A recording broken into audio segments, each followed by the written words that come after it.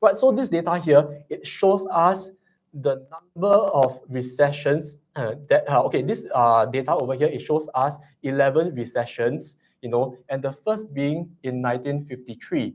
During this recession, the length of the recession is close to 8 months. And during these 8 months, markets actually rise 18%. The next recession that is reflected over here is 4 years later in 1957. It lasted close to 7 months and markets fell by 4%. So if let's say we take all these 11 data of recessions that is reflected over here, and we take all the returns that is generated, be it a profit or loss, and we average it out, the average return that is generated over these 11 recessions is negative 1%. And on 6 instances, out of the 11 instances of recession, markets actually fell. On 5 out of the 11 instances, markets actually rise. So it's about 50-50, right? What can we conclude from this? Actually, nothing. It's non-conclusive. We can't tell whether markets will rise or drop during a recession. The data is actually the same 6 months before a recession and 12 months before a recession. All right. But what is really interesting over here is the period after a recession. Because as we can see over here, 6 months after a recession,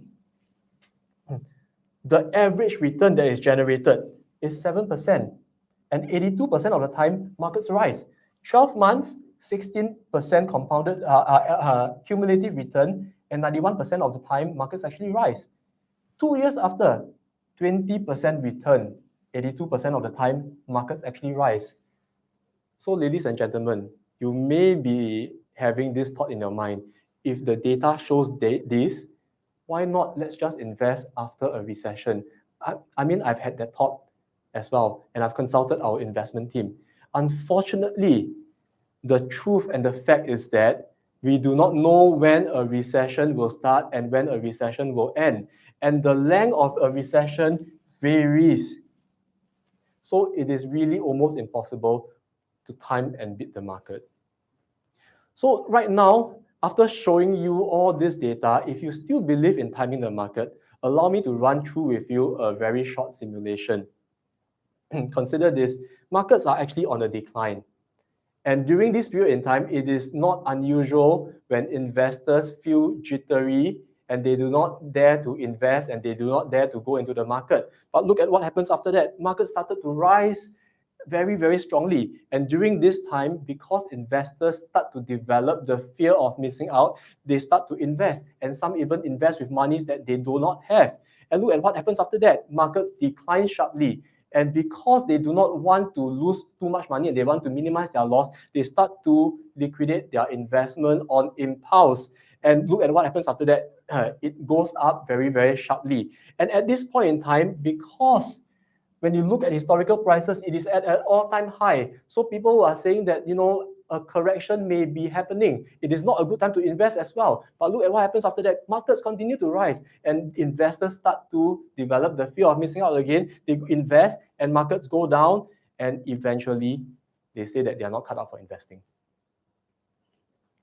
But is that really, really the case, ladies and gentlemen, when all we need to do is to stay invested throughout the entire duration?